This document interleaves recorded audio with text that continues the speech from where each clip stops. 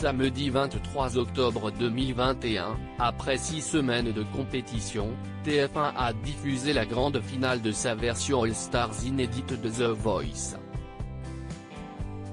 Siestia Nosila a remporté la victoire à l'issue d'un primo-prestation époustouflante.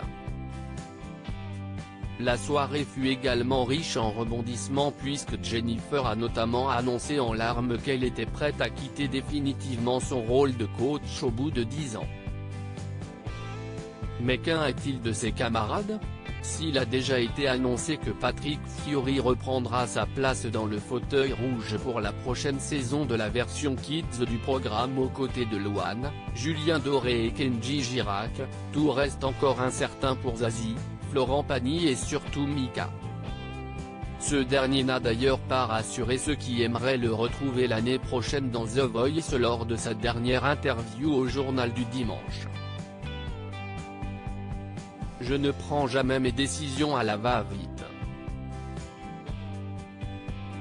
Il faut laisser la pression retomber pour interroger mes envies. Depuis le début de ma carrière, c'est mon seul critère. Alors, wait and see, s'est-il contenté de répondre, bien mystérieux.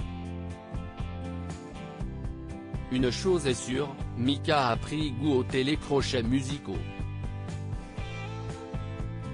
Lorsqu'il n'est pas dans The Voice, il partage ses conseils de chanteur dans X Factor en Italie et Star Academy au Québec.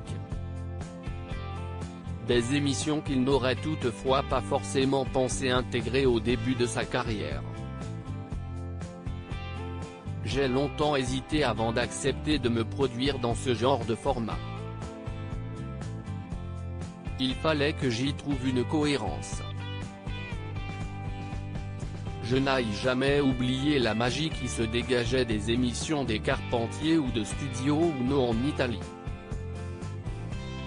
Sans parler des specials aux États-Unis avec Elvis Presley, Cher ou Frank Sinatra.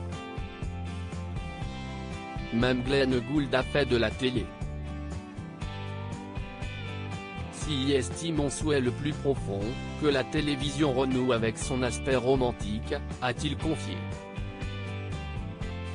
L'année 2022 promet déjà qui plus est d'être chargée pour Mika qui prépare la sortie d'un nouvel album.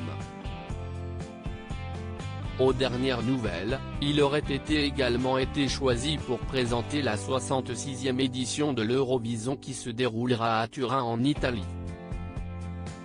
L'intégralité de l'interview de Mika est à retrouver dans l'édition du 24 octobre 2021 du Journal du Dimanche.